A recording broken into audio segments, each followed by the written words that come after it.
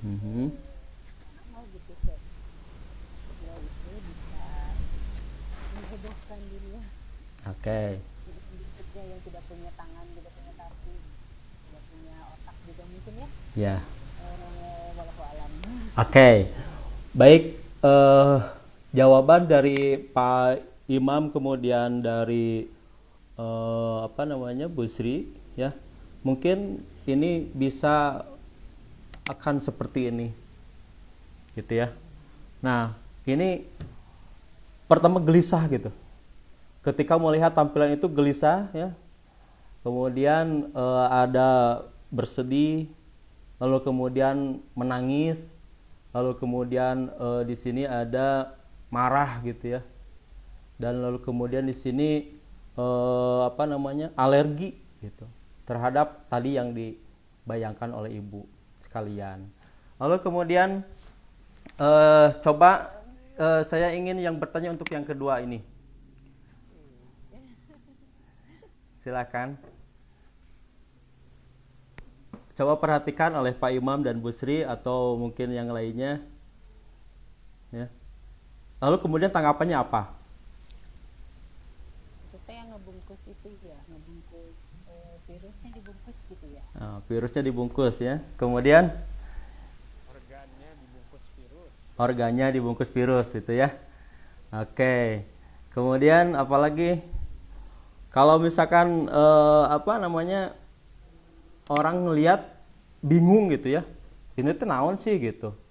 Lalu kemudian ada juga yang apa namanya yang kemudian di sini ada menyejukkan gitu ketika melihat ada sesuatu yang dibungkus gitu. Seperti tadi ada virus yang dibungkus kan gitu. Kemudian ada juga yang gembira, lalu kemudian juga ada yang lempeng gitu ya. Seperti tidak ada masalah gitu dengan hal itu. Dan seperti itu. Lalu kemudian saya ingin mengajak bahwa virus ini gitu ya. Ini sudah melanda di seluruh dunia gitu dan ini merupakan sebuah ancaman gitu bagi manusia di seluruh dunia. Yang saya ingin sharingkan di sini adalah bahwa halo Ya, halo. ya kita di sini jadi Oh, kehilangan enggak sudah. Halo, halo dengeran suaranya kok Pak? sebentar. Oke.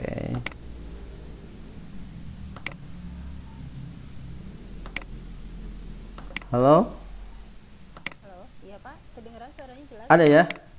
Baik, Ada. kita ya siap.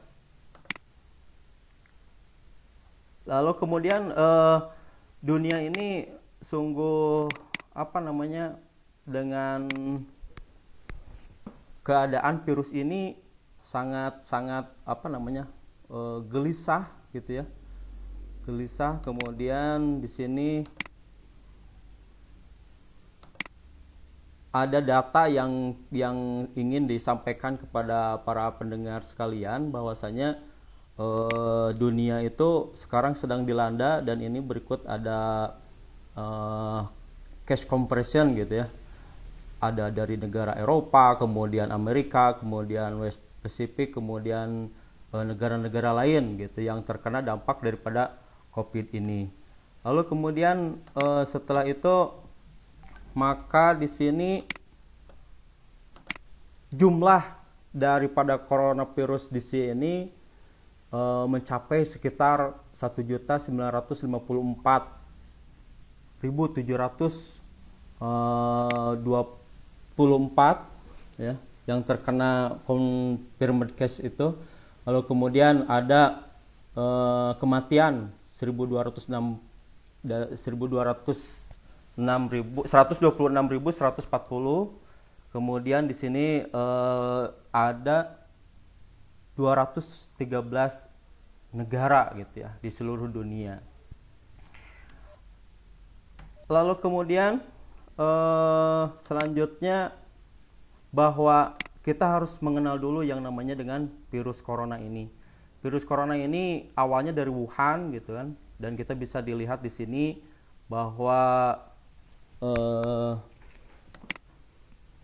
penyakit corona ini berawal dari Wuhan, kemudian nama penyakitnya penyakit pernapasan akut gitu ya, kemudian novel coronavirus gitu, kemudian di sini ada namanya keistimewaan dari penyakit menular ini demam, batuk gitu ya. Kemudian di sini ada juga ilustrasi daripada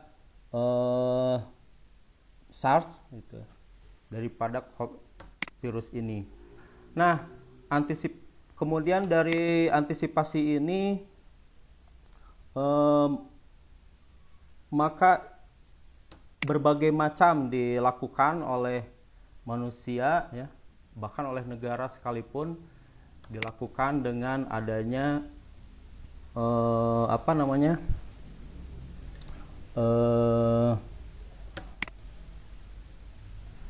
sosialisasi di berbagai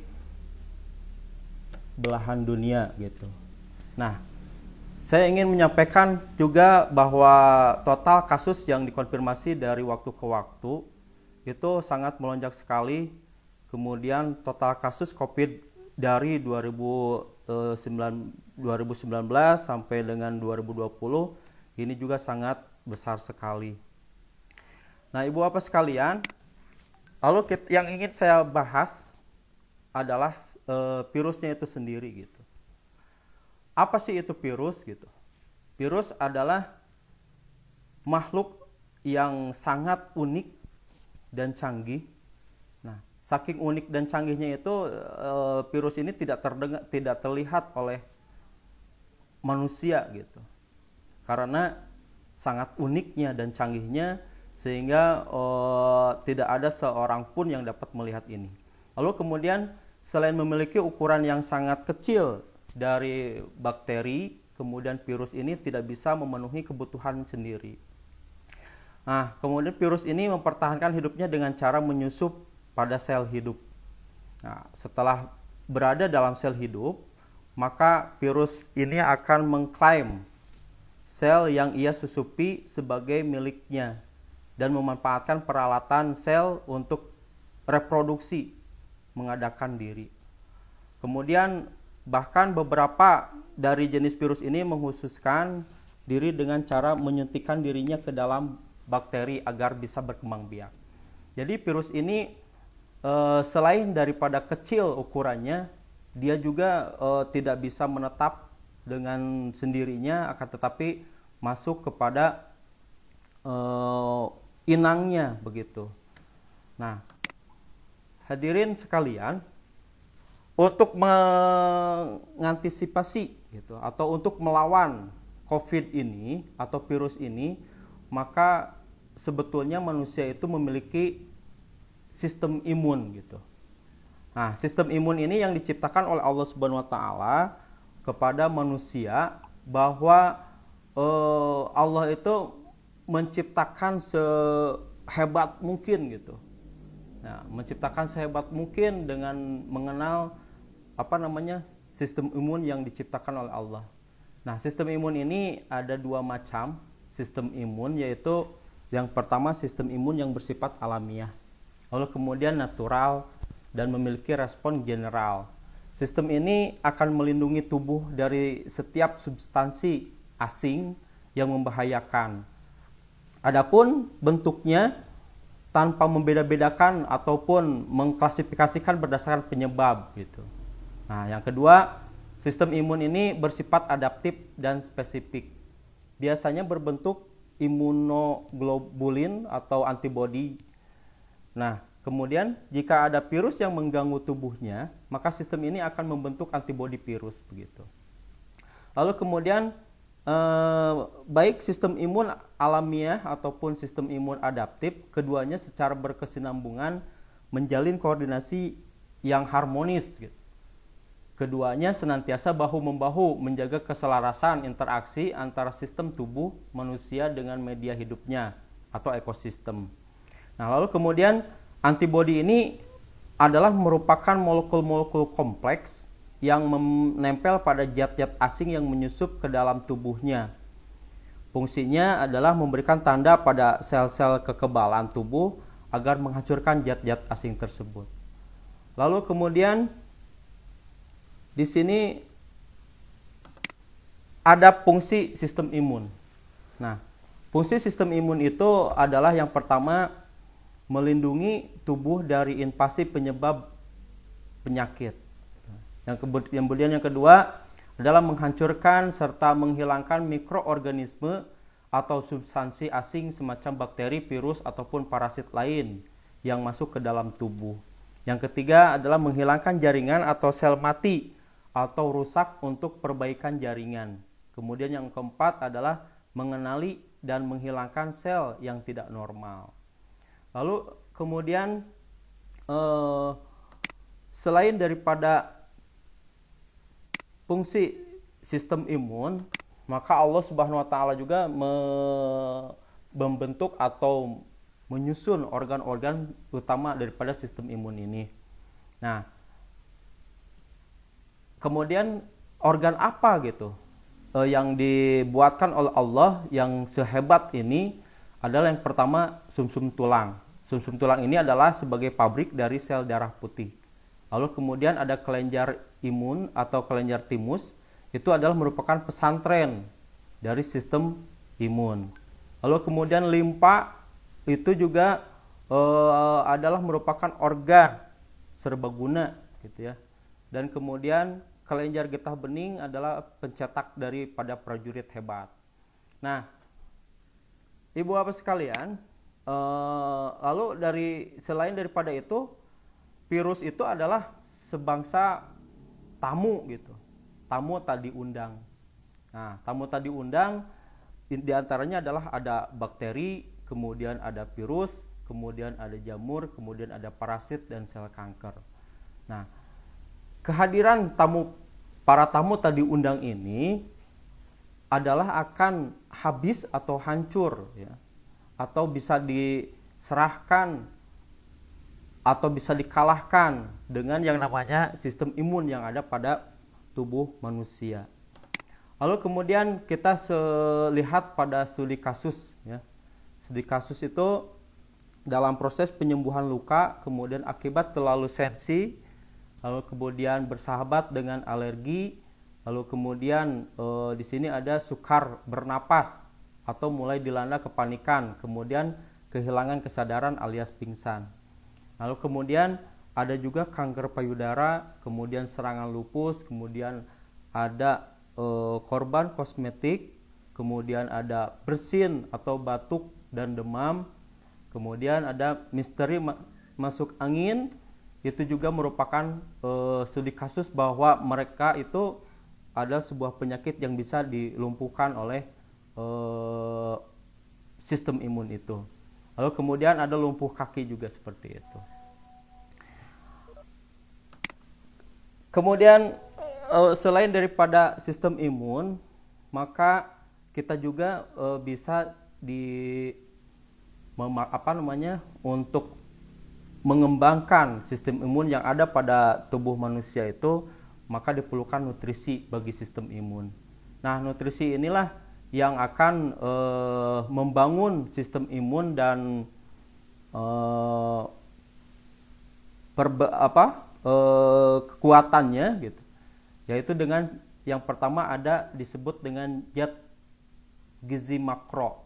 Zat gizi makro ini adalah sebagai sumber nutrisi utama yang meliputi zat gizi pembangun imunitas tubuh, kemudian protein, kemudian lemak atau asam lemak omega 3, omega 6, omega 9. Lalu kemudian ada karbohidrat di sini. Nah, di samping itu juga ada juga zat gizi mikro sebagai sumber nutrisi tambahan dalam bentuk serat. Nah, kemudian ada vitamin A, vitamin B, vitamin C, vitamin E, vitamin F, vitamin K. Lalu kemudian ada mineral, kalsium, selenium, Se, zinc, kemudian ada flavonoid gitu. Nah, pemenuhan kebutuhan atau konsumsi zat-zat gizi itu baik makro maupun mikro itu mutlak diperlukan bagi tubuh. Untuk apa fungsinya? Fungsinya yaitu untuk memperkuat sistem imun yang ada pada manusia itu. Nah, ibu bapak sekalian, bahwa nutrisi sebetulnya Allah Subhanahu wa taala itu sudah menciptakan sistem imun yang ada dalam manusia itu dengan sangat baik sekali gitu. Nah, untuk apa? Untuk menghadang bahwa ketika ada virus ataupun bakteri ataupun yang lainnya masuk ke dalam tubuh kita, maka itu akan diserang gitu ya dengan dengan nutrisi bagi sistem imun yang kita miliki. Lalu kemudian bagaimana sekarang ikhtiar untuk mengoptimalkan sistem imun? Sistem imun itu sebetulnya sudah bekerja seharian gitu ya, sehari semalam, lalu kemudian bekerja tanpa henti, dan kemudian sistem imun ini tidak pernah mengeluh dengan apa yang dia kerjakan gitu. Nah, maka yang perlu kita optimalkan dalam kesempatan yang berbahagia ini untuk ikhtiar mengoptimalkan sistem imun itu yang pertama adalah manajemen stres. Nah, ketika kita stres, maka apa yang terjadi gitu. Nah, seperti tadi saya sampaikan dari awal bahwa melihat foto atau melihat gambar virus itu yang ada dalam benak kita adalah stres gitu. Stres, kemudian itu kegelisahan yang terjadi, kemudian itu adalah keresahan, kemudian kesedihan, kemudian marah dan sebagainya.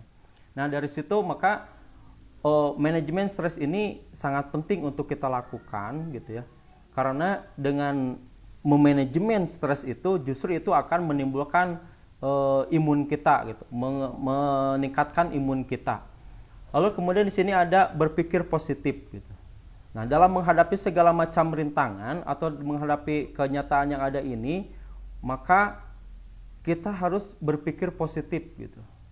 Nah, ini adalah ikhtiar kita bahwa segala sesuatu itu harus dipikirkan terlebih dahulu, kemudian disampaikan kepada yang lainnya. Nah, ini adalah berpikir positif.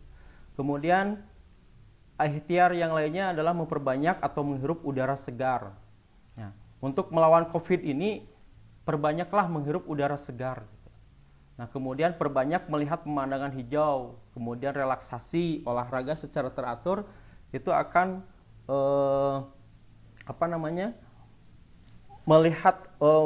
memperkuat imun yang ada pada tubuh kita. Kemudian hindari makanan dan minuman yang tidak baik, kemudian menjauhi makanan haram, kemudian kurangi konsumsi junk food, kemudian faktor garam, lalu kemudian kecanduan cinta, lalu kemudian ada depresi dan bunuh diri, kemudian kurangi konsumsi jajanan yang tidak sehat. Nah, ibu bapak guru sekalian, ketika kita di sekolah, banyak sekali makanan jajanan anak yang kurang sehat seperti itu.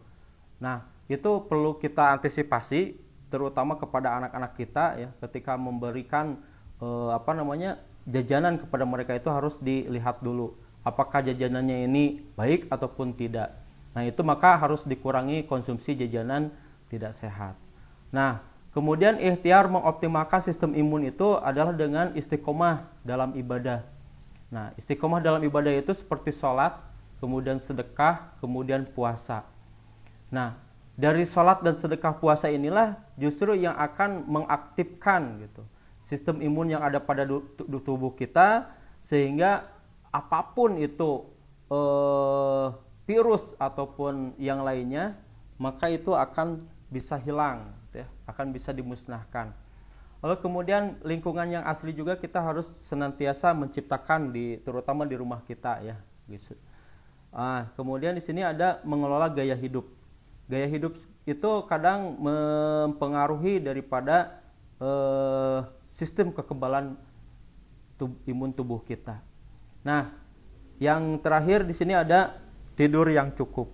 Nah, tidur yang cukup itu bisa mempengaruhi juga terhadap kekuatan imun tubuh kita.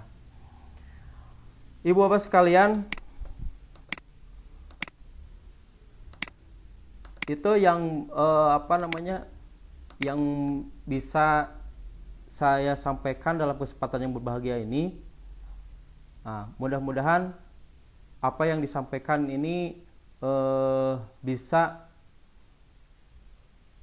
bermanfaat ya bagi kita, dan saya ingin ada tanggapan, kemudian ada pertanyaan dari ibu bapak sekalian.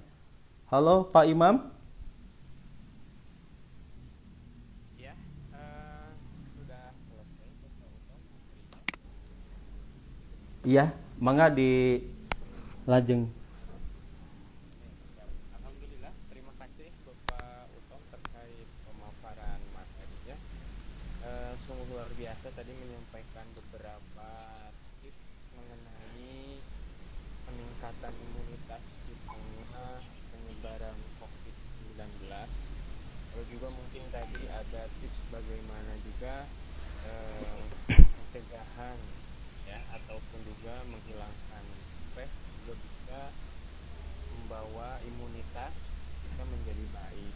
Nah, mungkin sebelum Bapak Ibu mengajukan pertanyaan atau mungkin sambil mengajukan pertanyaan, boleh diisi link frekuensinya yang sudah kami share di kolom chat. Bapak Ibu bisa mengisi ya untuk kehadiran di kelompok kami. Kami tunggu Bapak Ibu untuk pertanyaan-pertanyaannya. Kepada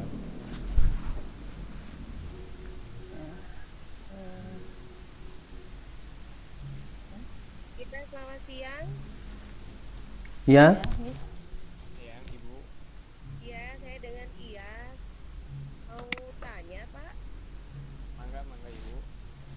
apakah ini mah cuman gimana ya? Karena kan sekarang kita udah mengalami, apalagi sebentar lagi mau PSBB ya. Ya. Tanggal 22 April. Nah, terus kan ada kemarin itu ada teman saya yang dia mendapatkan jatah untuk pemeriksaan di COVID-19 tuh. Ada tes apa sih itu ya namanya? Lupa Rapid saya. test. Rapid test ya. Ya, Nah. betul Ibu. Apakah Pak dengan rapid test itu bisa juga menyebarkan yang tadinya orang tidak terkena menjadi terkena gitu? Iya. Nah, soalnya kan kadang Kali pertanyaannya Ibu. Ya gimana, lanjut, boleh Bu. jadi soalnya kan takutnya gitu ya, mungkin karena penyebaran ini terlalu cepat ya, kayak datang ke rumah sakit padahal dia nggak sakit apa-apa, terus akhirnya dia datang ke rumah sakit. Nah, Ya, apa dengan ada rapid test itu buat mempercepat gitu loh Pak penyebarannya. Terima kasih ya Pak, selamat sore. Iya, selamat sore. Terima kasih Ibu ya untuk pertanyaannya. Mangga mungkin Pak Utom mau dijawab langsung. Ya. Pertanyaannya saya ulangi.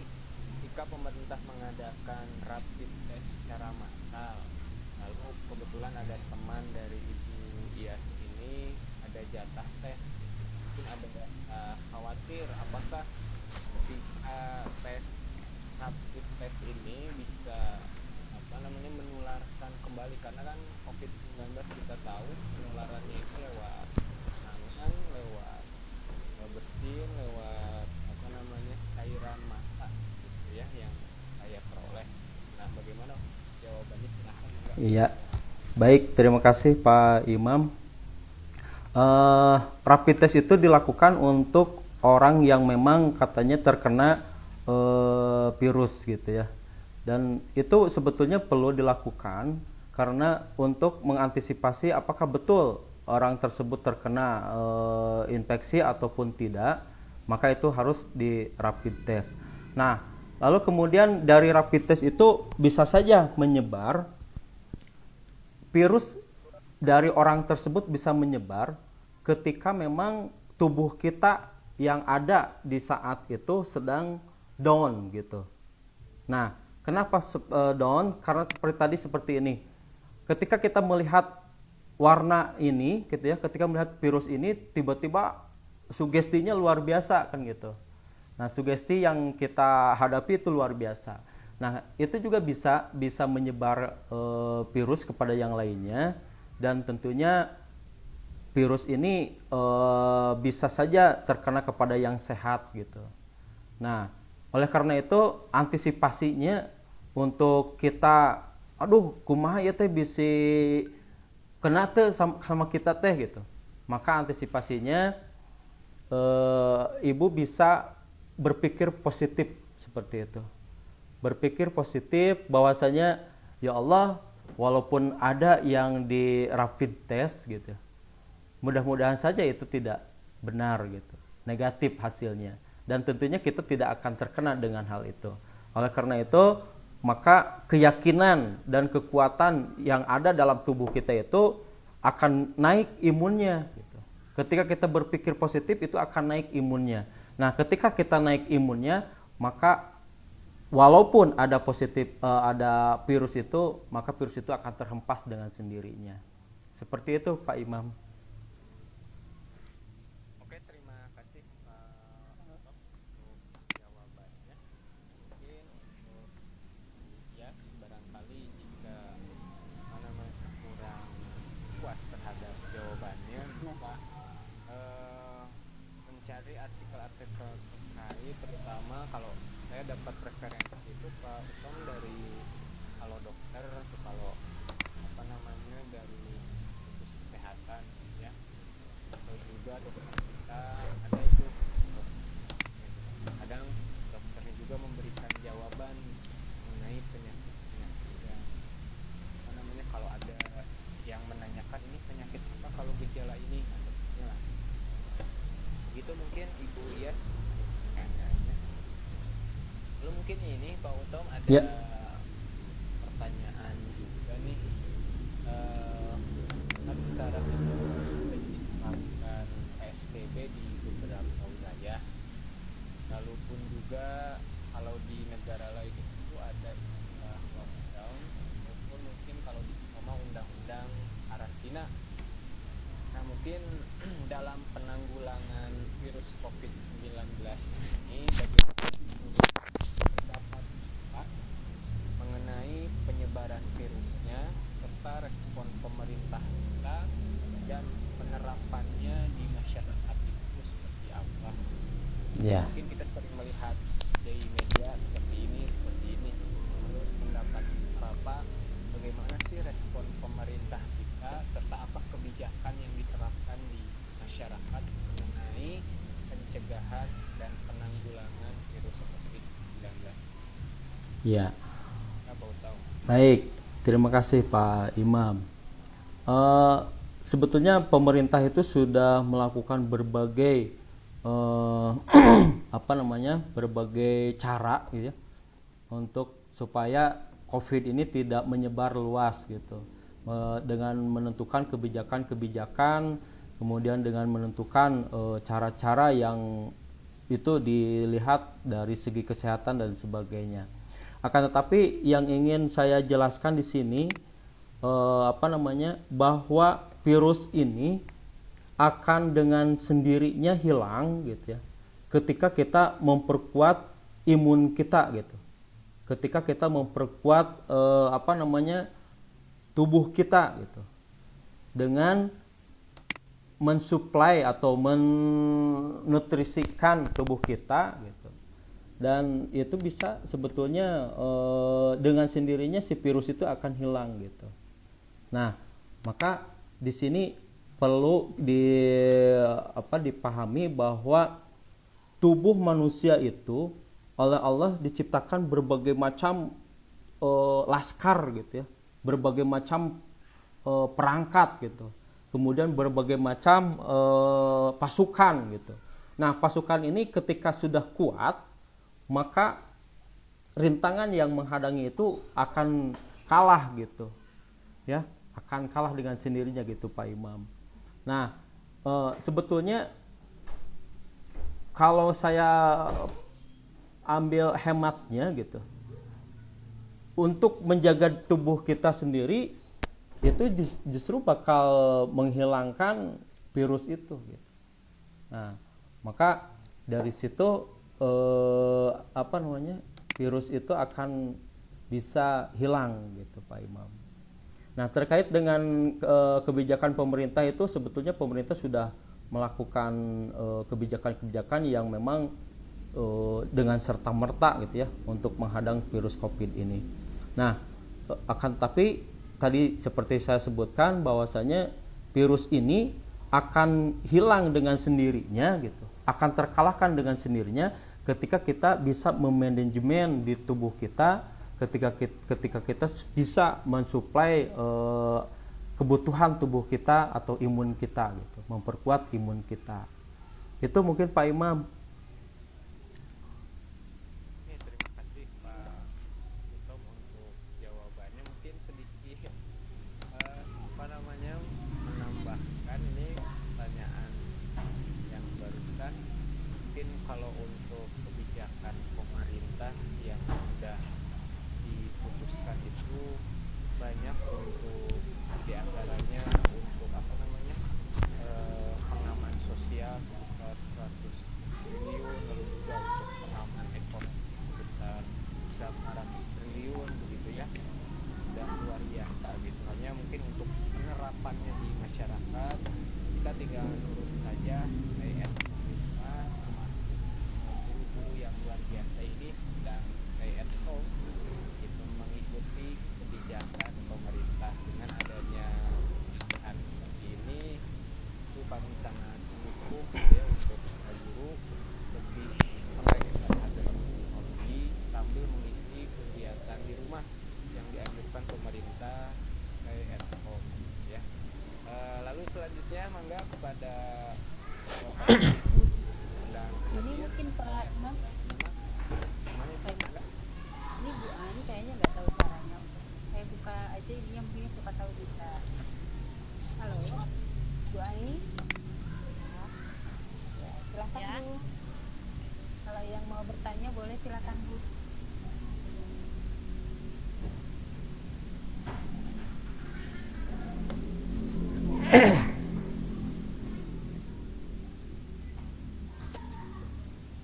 Bu Ai, silakan mau menyampaikan sesuatu mangga. Gini Pak, bagaimana cara menyadarkan masyarakat agar jadi apa yang diintroduksikan oleh pemerintah itu supaya mereka itu mengikutinya begitu. Karena mereka beranggapan begini Pak, wah di kita mah tidak mungkin terkena virus gitu. Itu bagaimana caranya ya? Itu Pak, Ya. terima kasih. Ya, Kasih, sama-sama Bu. Ibu hatur nuhun pisan terkait pertanyaannya. Mangga atau mungkin pertanyaan bagaimana cara menyadarkan masyarakat ya yang menganggap PSBB atau misalkan diam di rumah itu masih menganggap udah dikurangin doang ya Mhm. Jakarta atau di mana. Mangga Pak Utom. Ya, baik Ibu, yang saya banggakan hak itu sebetulnya sudah merata di kesadaran orang Indonesia gitu ya, bahwasanya ketika ada informasi harus lockdown, lalu kemudian harus stay at home, kemudian bekerja di rumah, itu ada juga anggapan seperti itu. Kenapa? Karena mereka tidak menyadari gitu, tidak menyadari akan fungsi tubuhnya. Nah, ketika fungsi tubuhnya itu tidak kuat gitu ya, kemudian dia mengatakan dah moal aya di urang mah kan gitunya. Nah, itu justru si imunnya itu akan semakin melemah gitu. Nah, ketika imunnya melemah itu bisa saja virus masuk ke dalam tubuh manusia atau ke dalam tubuhnya. Oleh karena itu, cara menyadarkan orang seperti itu mungkin harus ada penyampaian, harus ada tausiah khusus gitu, bahwa manusia itu sebetulnya sudah diarahkan gitu, sudah diarahkan kepada antisipasi yang tidak diharapkan begitu. Akan tetapi kesadaran inilah yang memang sangat lemah di orang kita gitu ya, kesadaran untuk ke sana itu sangat lemah. Nah, oleh karena itu perlu adanya sosialisasi di samping penjelasan yang tadi disebutkan Pak Imam, juga ada cuci tangan, kemudian ada pakai masker, harus disampaikan juga bahwa hatinya itu harus disadarkan seperti itu. Nah, jadi hatinya orang tersebut harus diberikan pemahaman, harus diberikan penjelasan gitu, harus diberikan bagaimana caranya supaya instruksi yang disampaikan itu memang bisa dirasakan oleh masyarakat itu gitu. Jadi harus intinya pada penyadaran terhadap orang-orang tersebut. Itu mungkin Pak Imam. Halo. Terima kasih untuk Pak Usom jawabannya ya. Nah, jadi Bu Ai mungkin penyadaran masyarakat itu lebih harus ditingkatkan. Mungkin kalau saya berpandangan, kalau saya lihat di Instagram itu ada video-video tentang wawancara dari reporternya ke apa namanya suster atau dokter. Mereka itu kadang menangis lalu mencurahkan apa namanya perasaannya itu di depannya dia ketika pakai baju APD itu tidak bisa makan, tidak bisa minum, tidak bisa buang air selama beberapa jam. Bahkan ada yang dari bulan Januari itu pulang-pulang ketemu sanak saudara di rumah, keluarganya di rumah, sehingga mungkin dengan kesadaran seperti itu ataupun juga menampilkan peti yang orang-orang apa sudah meninggal terkena virus corona bisa menyadarkan juga masyarakat untuk stay at home. Itu tambahan saya. Barangkali dari yang lain. Kamu ini sedikit boleh. Mangga Bu Sri, mangga. Sekarang itu kan saya baru dengar tadi pagi itu tentang tanda-tanda baru ya. Karena virus COVID ini di setiap daerah pasti akan beda ya, karena dengan imun yang berbeda, dengan ya mungkin lingkungan udara bersih juga gitu. Itu ternyata di sekarang tuh dia dilihat tanda-tandanya itu bukan kayak kadang-kadang tidak panas ya, tidak ada tenggorokan, tidak ada sulit katanya justru yang seperti itu yang lebih berbahaya karena dia bisa berbentuk menyebabkan semua orang tanpa pengetahuan gitu. Jadi mungkin maksudnya stay at home itu jadi salah satu. Jadi kita harus selalu senantiasa menganggap bahwa kita itu kena.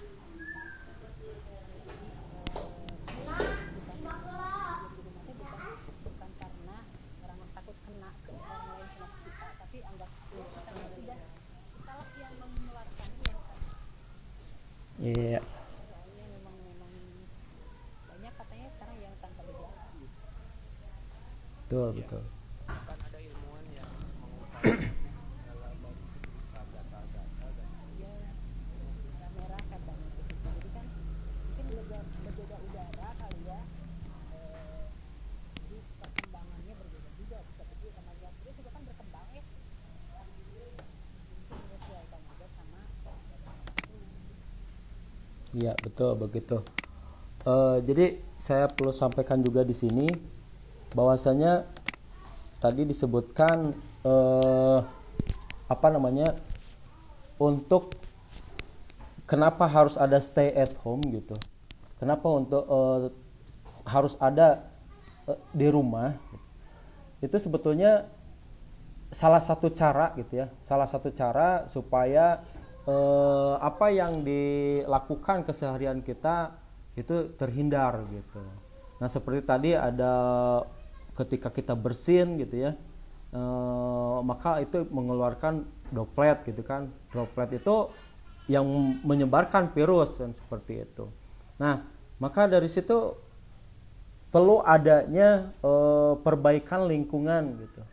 selain dari perbaikan imun kita, lingkungan juga harus dipersiapkan. Nah, kenapa? Karena dengan menghirup udara segar itu justru virus itu lompatan gitu. Nah ya, menghirup udara segar, kemudian memperlihatkan pemandangan yang hijau itu bisa Jalan-jalan ya Pak ya. bukan betul. Harusnya itu jalan-jalan ke gunung gitunya. Akan tetapi karena harus stay at home gitu. Itu sebetulnya bisa diinikan gitu seperti itu. Nah, maka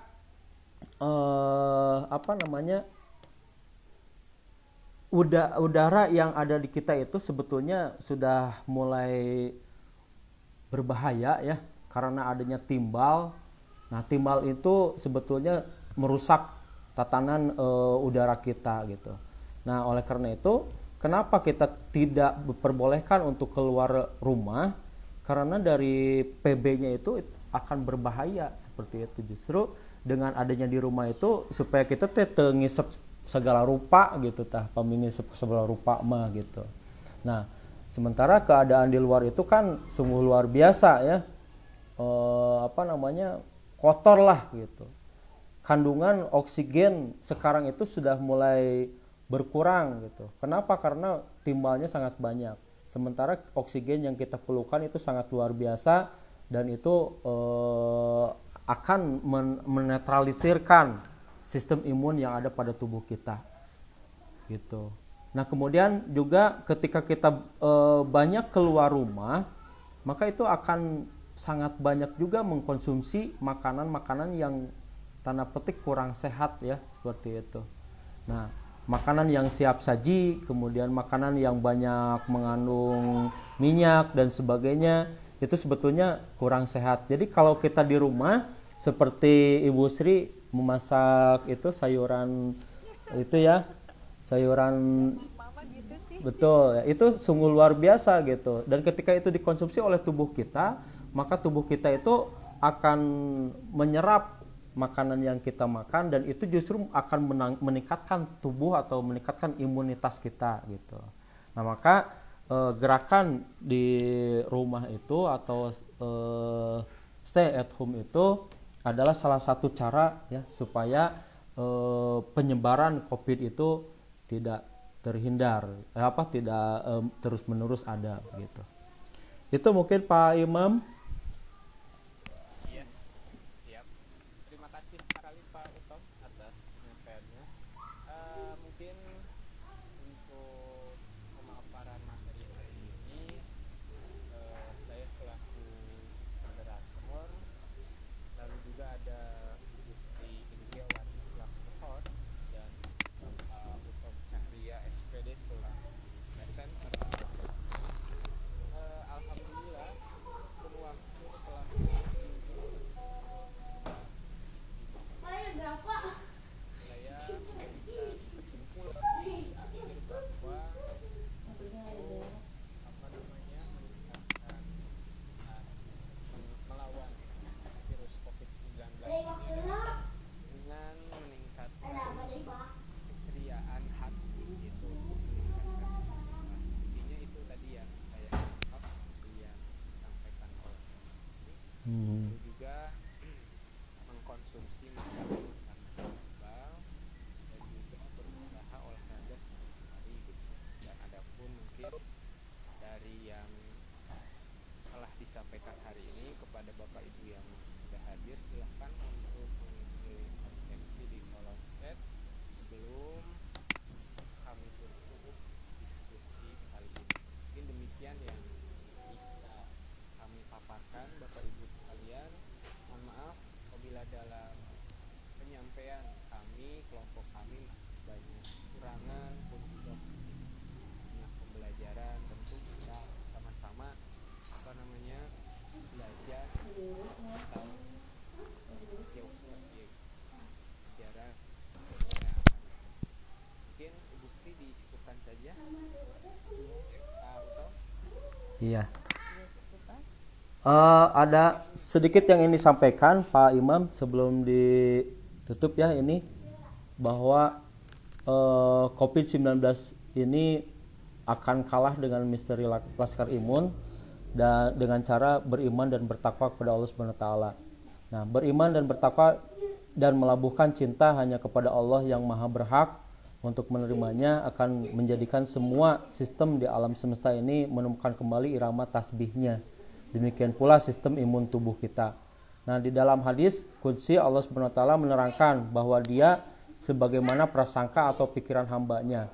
Berprasangka bahwa Allah Subhanahu wa taala yang Maha pemberi solusi akan menyiapkan segala kemungkinan yang terbaik bagi hambanya.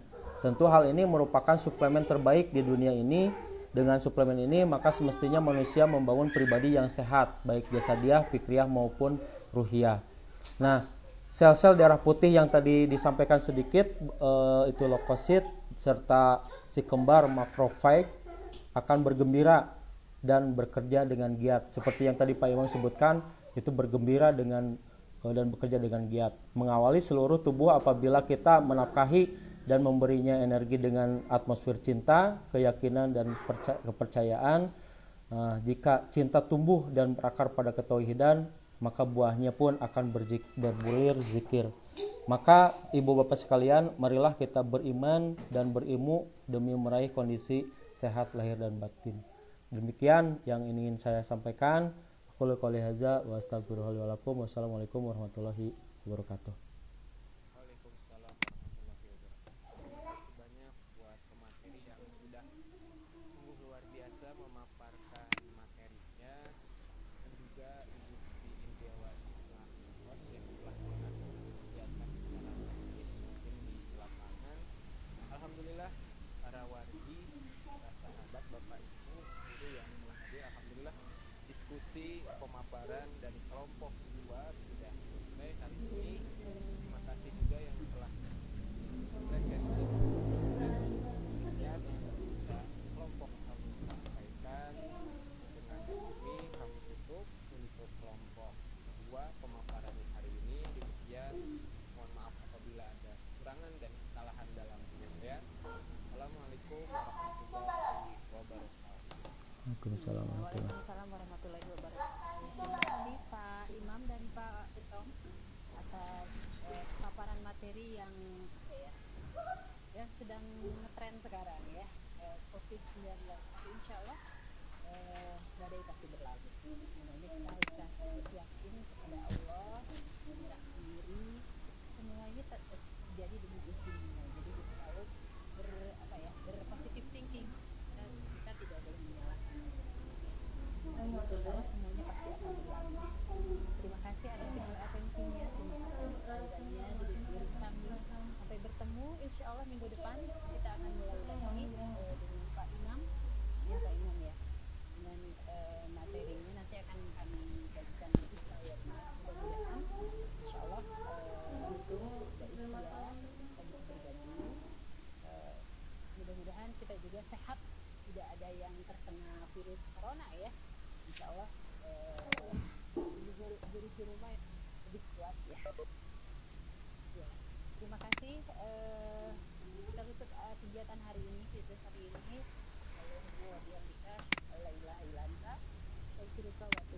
Wassalamualaikum warahmatullahi wabarakatuh. wabarakatuh.